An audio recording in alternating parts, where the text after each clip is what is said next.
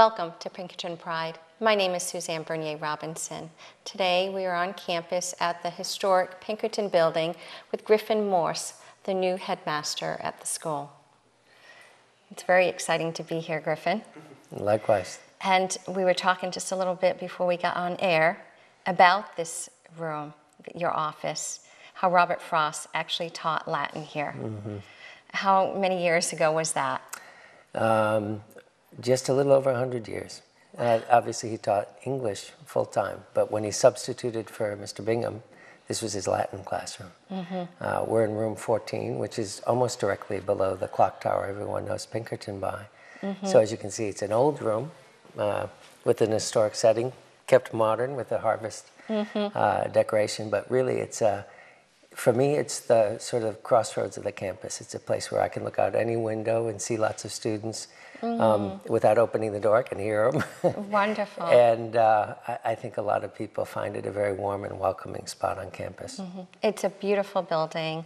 The clock tower, the archway, all the traditions and history that come with the steps. And I just saw on New Hampshire Chronicles about the rubbing of the nose. That's right, John Morse in it, yes. Yeah, Pinkerton. Yeah, so there is a lot of history. So what exactly drew you to apply for the position as headmaster here? Well, I know Rockingham County because I used to live here. Okay. I'm from the Portsmouth-Durham Exeter Triangle, the town of Newfields. I went to Exeter Academy and really feel today that what I learned back then is very consistent with what Pinkerton offers its students.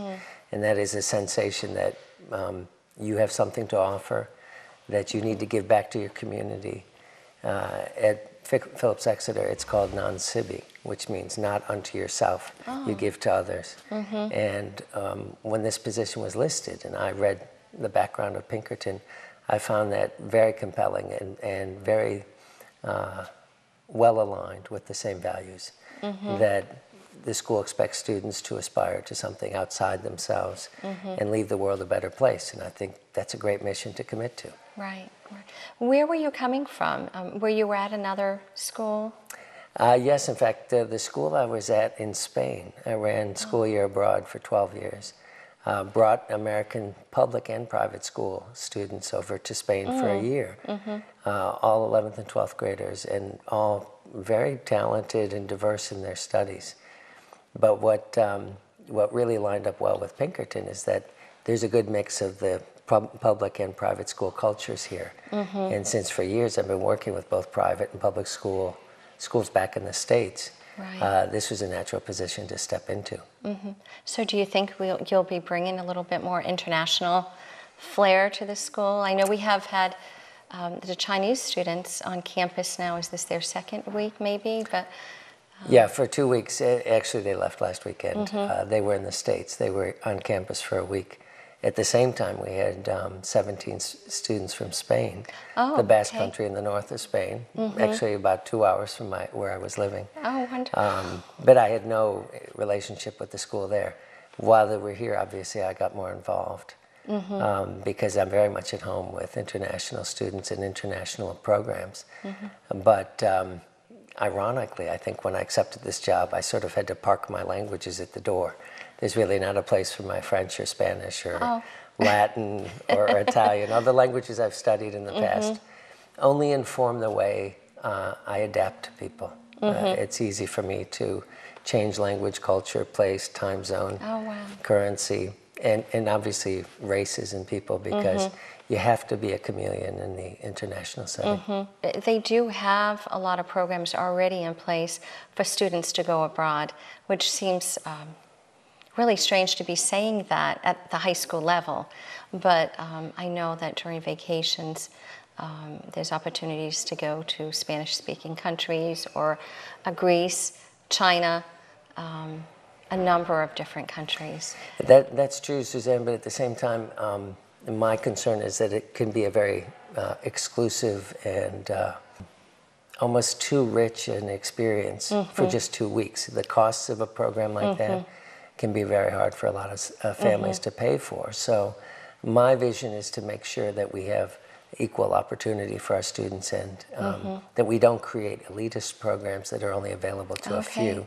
Right. And that we do keep open the doors for international study and perhaps travel, but certainly exchanges. Technology and just the way students travel nowadays allow for a lot of international opportunities. We have a student who did some work in South Africa and established a really nice rapport with schools there. So we're trying to maintain that kind of contact and perhaps build on it. Yeah, well, there's still so many ways to get that international experience without having to travel there, and by bringing students here. Well, I have to admit, coming home to New Hampshire felt very good for me, but I did feel at the same time it was sort of giving up the exotic element of living outside of the country. So I feel part of my commitment here will be to making sure we don't fall into the easy and comfortable situation of being very insular, very rural New England, rural New Hampshire, it's easy. and forget about what's outside of us, the cultures and the wealth of languages and people, not here in Derry, New Hampshire. Right. But that's a hard thing to do, but it's an important mission, and I know our social studies teachers and our language teachers are committed to keeping that vision open and bringing those studies to our campus. Mrs. Anderson was headmaster for how many years? Mary was here for 12 years. 12 years. As the head of school. Prior to that, she was the assistant head of school to Brad Eck, who was here for 32.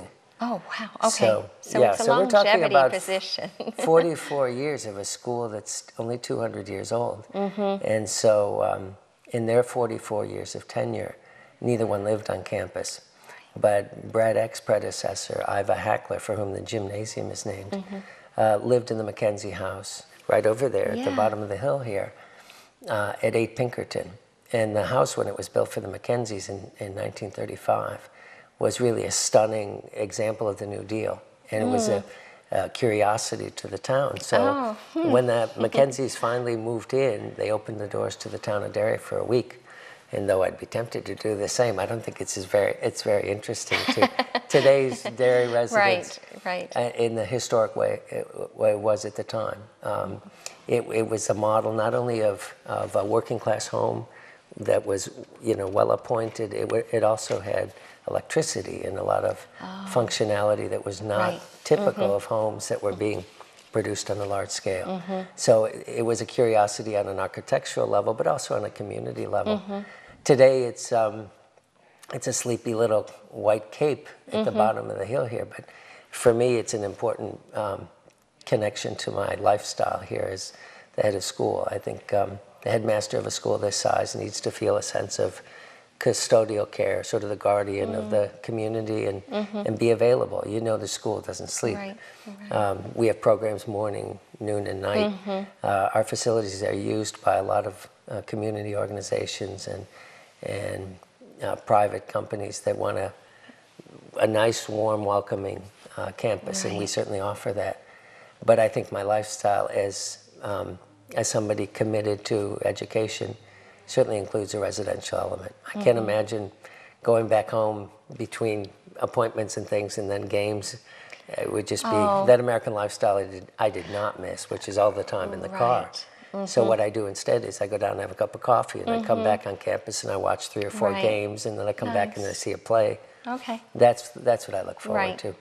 And it certainly is a part of my past as an educator. When I worked in boarding schools and I lived abroad, I had 24-hour care of my students, and I think that's important. It certainly is. It's very harmonious with who I am. It really sounds like you're committed to the school, that you're not going to get much sleep. That goes without saying. But that commitment, to see that commitment is wonderful, and it gets to be contagious. People see that. Well, I can bake pretty well too, so occasionally, putting out brownies or cakes or cookies or muffins or madeleines is certainly an easy and relaxing thing for me. If I'm not cutting the lawn or doing something physical, that certainly helps me unwind. At the same time, other people help me bake. And well, that interaction, like you said, not only with the students, but to other organizations and businesses coming on campus for events and activities. And well, I certainly feel that as an important player in the town of Derry and really in in the South Central District of New Hampshire, Pinkerton plays an important role in hosting definitely. and setting standards and being welcoming and inviting and putting different communities and groups together. So Right. I expect us to play that networking role here on campus and really in the way we develop program. Well, let's talk about the campus a little bit to educate the viewers as far as how many buildings are on campus now. I lost track. We have 23 buildings. When we conduct fire drills or lockdown, it's practiced in 14 different buildings. Wow. Yeah, we have about 100 acres here and 127 at Forsyth. Wow, it's like a little college. Right, right. Tell me, are there 5 towns, ascending towns now, or? We have four Okay. traditional towns: Auburn, Hampstead, Derry, and Chester. Okay. This year we're in our first full year contract with Hooksett, and we've renewed that almost identical terms for the following year, for Good. 14, 15, or 15, 16. And we're in active discussions with the Hooksett School Board about a long-term relationship Nice. similar to what we have with the current 4 towns. Kids are so fortunate that are able to come here. Well, isn't that They so? really I'm are. amazed, Suzanne, because you know, the opportunities. Everyone thinks it's just a big school, but it's a school that is just so wealthy in resources and opportunities and classes and facilities.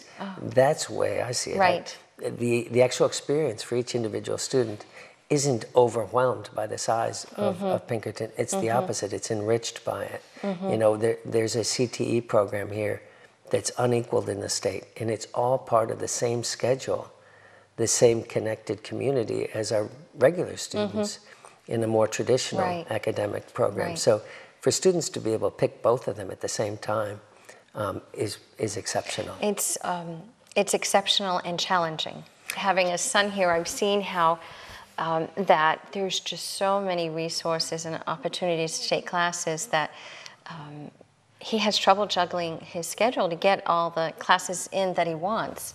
I can imagine as a student, you got to be greedy when you look around at all the possibilities. But it is hard. It's hard to focus and give up, you know. But there isn't a real strict required program that says other than state mandates, where Right. the students do have to meet state standards here. Just keeping up with those fills a good part of the program, but it still leaves room for electives and personal Right. choice Right. and in-depth stuff. What I find even more compelling is the number of outside extracurricular activities and sports. I mean, just in this season alone, there are 155 interscholastic games. Wow. That's a lot of busy athletes and Right. coaches and, Right. and activity around the campus and around the area. I mean, it's absolutely exciting. I was an active athlete. I've coached. I think it's important to have that balance, and certainly the students have great academic offerings all the way up to the AP level. At the same time that they have great practical, work to learn programs and sports and outside activities. I've been hearing rumors that crewing is coming back. Well, the Merrimack is far away from us, but Massabesic is not. Right. And just recently, the Water Commission reached an agreement with a rowing organization out of Bridgeport, Connecticut called Row America. And they're establishing not only a rowing program, but a new rowing center coupled with a visiting center in that pristine property right at the corner across from the baseball field at the Bypass Rotary. And from there, they'll launch a boating program for all kind of age groups. Obviously, the students are in the junior, and then there's a collegiate and a senior level. And at the junior level, they're bringing together a lot of existing crew programs, and that includes schools like Hollis, Brookline, Sahegan, Trinity, Bedford, Concord. And they have established programs And Central. already. They have established programs, and okay. I was at a regatta last weekend where they have their own boats. So they've really been around doing it for a while. we knew it would be a good fit for our athletes, and last week at the sign-ups, 192 students signed up. Wow. So there's plenty of interest, and if you know, Wow. instant crew is obviously the image because you just add water, and there are athletes everywhere for this. Yeah. So it's going to be a good sport for the school, exciting. but it is not currently recognized as a sport at the state level. So we'll begin it as an activity, sort of a club. Right. But obviously there's plenty of interest, and the rowing organization on the Massabesic will be creating a community of rowers who compete among each other. Okay. And So they eventually still have develop that. it more by school. Right. But they're interested in really skill development and familiarity with good water practices and a sense of community. Almost every organization I've heard in the crew world, at least the rowing communities around here, has the word community in it. It's not, you know, the Manchester rowing So club. it's not exclusive. It's more the Manchester community rowing. Nice. So what the organizers in Bridgeport want to do is create on a national level a groundswell like the soccer programs of the 80s, which is really accessible to everybody. And from those large community soccer programs came the really talented and competitive athletes we have today in the soccer program that are competing on a world basis. And I think they see the same thing for the rowing world. So with all those sign-ups, how are you going to manage that? It's not a rowing team? How is No, it we're called? not. We're not going to manage it. Essentially, the rowing center provides coaches and boats and supervision, while we arrange with them the proper paperwork so our athletes are safe, you know, have swimming tests, are given good instruction in a healthy environment. You know, they're respectful of the water source because the Massabesic is, after all, the water resource for the Manchester area. And at the end of the day, they're picking up a new skill that at the college level is very attractive. It's also a sport with not just an athletic profile, but a very competitive academic component, because apparently the discipline of crew is very compatible with the discipline in the classroom. And generally, that discipline works in both directions. So they become efficient athletes, scholars, and it opens doors for college scholarships. Wonderful. And it's only 10 minutes? Is that about the drive? Well, I just measured it the other day. Yeah. Maybe I'm a bit of a lead foot, but it took me 8 minutes. 8 minutes, okay. But I think it's about 8 miles from here. Yeah. It's really just an absolutely outstanding and to be outside situation. Exactly. and the exercise, and it's low impact. That's on exactly the body, what it so is, it's, Suzanne. In healthy. fact, the Water Commission sees this as an opportunity when opening the rowing center and opening a visitor center of educating the people about all the paths that surround what is a beautiful hiking area. A 25,000 acre isn't water that big? surface. Okay. So what they're saying is this is a great natural resource we're sharing with our community, and we're educating them on the trails and the opportunities they have. So that was 192 that signed up for crewing. Awesome. Good job, right, kids. It's a good start. And how many students are here currently? We have a little over 3,200 in the 4 grades, and that includes all kinds of after-school programs and so on, the high set and the PACE programs. But yeah, about 800 per class. Right, right. And I mean, it seems like a big school, but yet it doesn't feel that way, which is wonderful because the classrooms aren't really big. There is that sense of community. There's such a variety of academic classes to take and levels, and the CTE programs are amazing. That there is something for every student here. I couldn't agree with you more. It doesn't seem crowded to me. In fact, we had a pep rally a couple weekends ago, and the entire school was in our gymnasium, and in the court in the center was pretty much empty for the athletes to parade in and do their dances and the cheers and stuff. But I don't see it as a crowded school. The hallways are big, the classrooms are big. As you say, they're not overcrowded. There's just, it's a great resource at the campus where so many different people come together, but it never seems too big. Right. So we've talked about the students. How about the communications with the families and the parents? I know they've got great online resources for parents to check academically how the students are doing, and all the teachers are online, posting grades. Is there a parent-teacher organization currently with the school? Well, the communication is bi-directional. Next week we have the parents' open house. They'll come meet with the faculty one-on-one. But more importantly, the ongoing regular communication that we do through the website, and we can now do directly with parents from the teacher level, is facilitated by a new program called Aspen. And it's been very robust. It does lots of new things that our old software did not do.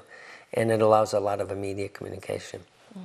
Alerts by text message or voicemail can be broadcast instantly for changes in scheduling, cancellations, and so on. So I imagine this will be an improved communication platform to a lot of families. I know that one of the charges I have as the new headmaster is to make sure that we're communicative as a community. And though it's my nature to be that way, I think it's important institutionally that we make the effort to keep people apprised of what the school is doing and where we're headed. I think it's wonderful. The website is always updated. They do a wonderful job. Thank you. I think they do it over the weekend sometimes. I'm like, they never sleep. Well, you know, that's the responsibility of having a website. It really is a 24-hour functioning news platform. It's nothing less, and people expect that. Yeah, it's a great resource. And then with Aspen, to be able to, any time, to be able to send an email or to check grades or to communicate, it is nice to have that. Regardless of what your student does, you know, it's wonderful to know that the doors are open for communication there. So how about the Common Core standards? Is that coming into effect with Pinkerton standards, or how do those align? Well, Dr. Harper, our Dean of Academic Affairs, has been directing the integration of the Common Core standards and the competencies, and frankly, it's gone seamlessly. It's a lot more work for our faculty because, in a sense, we're asking them to change formats and adapt all of their disciplines and their preparations. But at the end of the day, it's not that different. It's not unnatural. It's something they would normally get to. It just creates a different type of learning environment. One, it has more technology in it. Two, it's more student focused. And three, it asks faculty to keep developing and creating new lesson plans and goals. And that's always a good dialogue among colleagues in the same department and across disciplines. So though some feel it's, and I would say some meaning the parents or the students or the faculty might feel it's not just an inconvenience, it's an obstacle, I'd say the opposite. I think it's opening doors. You know, a lot of the great educators in the state have been working with other states and creating the Common Core and basic competencies. And I think in the long run, especially in math and sciences, we need that kind of structure. We need to set goals and make our students keep up with what technology is demanding of us and keeping us more competitive on a world level. We have our faculty going to workshops all the time. We have open, engaged discussions among department chairs to make sure we're meeting those standards. So teachers are doing a lot more than just teaching here. I think teachers always have. It's the nature of a real educator is not only to keep growing and questioning and being a lifelong learner, but it's hard work. You know, when a lot of people leave their job at the end of, you know, at 3 o'clock or 5 o'clock or 6 o'clock, they leave their work in the office, and that's never been the life of a teacher. So, do you foresee any changes coming on campus or in programs or activities? Well, I think, Suzanne, if I were to walk into this office and say, well, you know, I promise we're going to stay stable and we're going to stay this size and we're not going to change, I'd probably be out of work next week. Right? Yeah, why would I think there's a restlessness in any great institution to keep setting standards and staying ahead of what's what's next, and challenging our students. So certainly there will be change. But you know, I'm the new guy on the block. Right. I'm the first outside headmaster, outside. Yes. Maybe, you know, the other side of Rockingham County. But, or because I was outside the country when I happened to be offered the job. I'm an American citizen. I spent most of my life considering New Hampshire my home. So, yeah, I'm an outsider, but in many ways, being back home in the States and being back home in the Granite State has made me really excited. And somebody who's excited isn't going to sit still. Right. So I say all that to answer yes, there'll be changes. Right. The board's very excited about this new era. There's been a slight change in the composition of the executive committee on our board. A former headmaster is currently, Brett Eck, is our new board chair, and the other officers are new also. So there's this really burning sensation around school that things are different. The fact that this office is now back in the Pinkerton building is a statement, a very strong statement that that era where the headmaster is visible and present and integrated in the life of the school, and living in the headmaster's house where Iva Hackler once lived, I think are both harbingers of what will be more change. Right. There'll be some change on the campus. We've talked about a lot of different opportunities, but obviously with the recent construction of 4 new buildings, the Sugar Shack, the South Annex, the CT Annex, and the Academy building, that there's a sense of maybe we need to sit still and just enjoy it. Right. That said, we certainly want to catch up with others in the sports leagues and have artificial turf here on our campus. Yeah. I mean, how can we be the Astros and not have AstroTurf? But that's where we're going with this. It's a good argument. Right, so we're finally getting to a point where that's an active discussion. Wow. Wow. Well, it's all for the students. I mean, that is the focus is on the students, and all these things just give them more opportunities, and, you know, inside the classroom and outside of the classroom. And anyone, you know, we've got the CTE track, we've got certification programs, and then the kids on track for college. And just going through that process now, it is amazing how many colleges recognize Pinkerton Academy. Absolutely. Which is such a blessing for a parent who has a student applying to schools, that they already know the high level and standards that Pinkerton has. They know the students coming out of here are prepared. I just can't say enough about how great the school I couldn't is. agree with you more, because everywhere I've gone, Pinkerton's been a household name. At our gala last Saturday night, when we were celebrating Pinkerton's 200 years, we were privileged to have the head of Phillips Exeter, Tom Hassan, stand up and share his congratulations and the school's congratulations. They are the oldest secondary school in the state. We are the second oldest. We are, okay. So there is an enormous legacy here that's not just 10 or 15 or 50 years old. It's 200 years old. And the continuity of leadership and the kind of stability the school has, aside from Exeter, really are unequaled here in the state. And at a national level, you know, when New Hampshire comes up, Pinkerton's, you know, quickly in that conversation. So that's a joy, and it's a burden, you know, to have to keep that up. But I think we certainly will. Have done well. If it's 200 years, right. The school has done well. There's no, I just don't see it stopping. Right, I don't either. It's a big momentum. You just you don't get in its way. But at the same time, you know, obviously in my position, I'm interested in leading us into the opportunities ahead, and certainly some of them will have technology. Some of them will be changes in the way we use our facilities. Some of them will be the way we help students remain humane, healthy, positive citizens, while they still have to grapple with these big changes in technology and the way society is structured and what we ask of our youth or how we train them to enter the workplace. But I think we're well equipped for those challenges ahead. Right. It's very, very exciting. It is. So if a viewer wants to check out Pinkerton's website, what is that website address?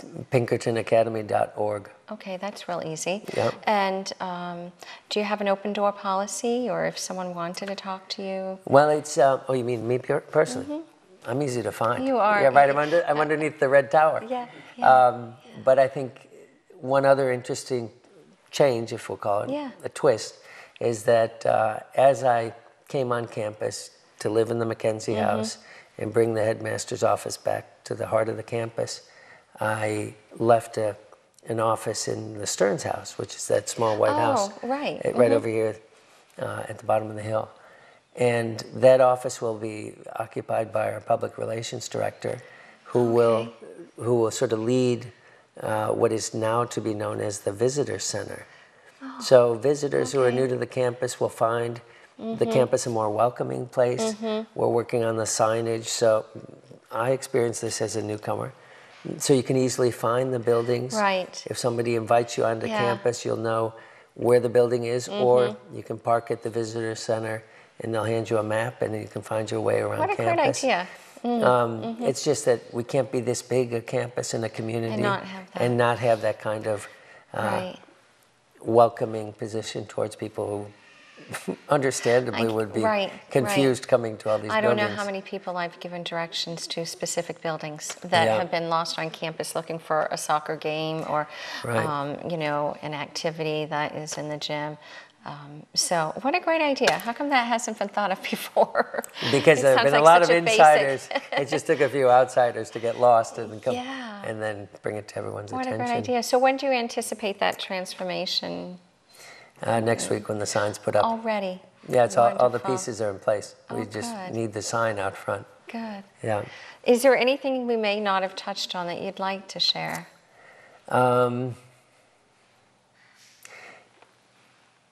What I've learned in these early months, Suzanne, is that there are generations upon generations of Pinkerton connections, and they're all very proud of it, and so much of what they all experienced is still going on today. Right. So to say that Pinkerton is steeped in tradition is like saying the Vatican's Catholic. You know, it's one and the same. Right. A lot of our employees have been here for decades. The football legacy in Brian O'Reilly's hands is 4 decades old. Right. And he's not alone. Many of his coaching staff have been here. Right. I mean, there's a sense of entrenched tradition that's both beautiful and challenging, obviously, because how do you improve on that, or how can you grow from that? Right. I personally don't consider this a burden.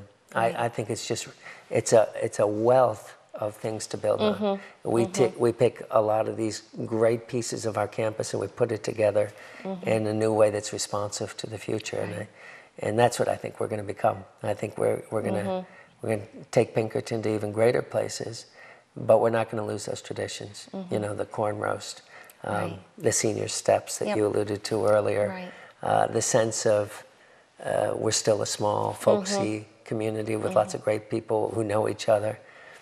And though we are big, we know each other, and people get along, and they're proud to be associated with Pinkerton. Is that sense of family, and I'm not a graduate of Pinkerton Academy. I secretly wish I had been, but there's still a sense of welcoming into that family. Absolutely. Which is great to have, because well, I think it's the contagious feelings that you feel, and I feel, obviously.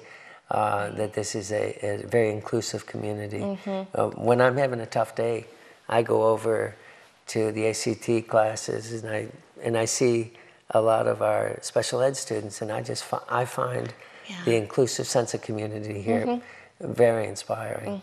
You know, there's no challenge that Pinkerton doesn't want to take on.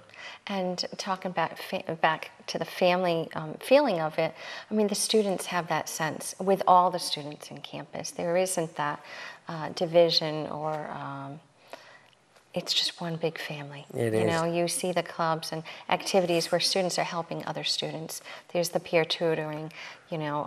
I mean, it's great to see there. There's the Spanish club that goes to the elementary schools to work with the students. So that family really spreads out to the community, and Derry is very, very lucky to have the school here. I agree with you, and I think there are so many ways that the school is integrated, not just in terms of technology, but these outreach programs that go into the schools.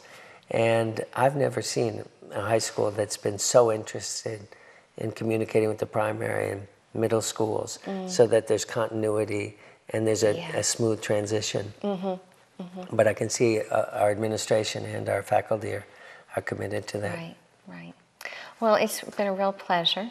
Likewise, I've enjoyed our conversation. Thanks very much, Suzanne. I hope you've really enjoyed this conversation as much as I have. It's a really exciting time here at Pinkerton Academy. Once again, my name is Suzanne Bernier Robinson. Thank you for watching Pinkerton Pride.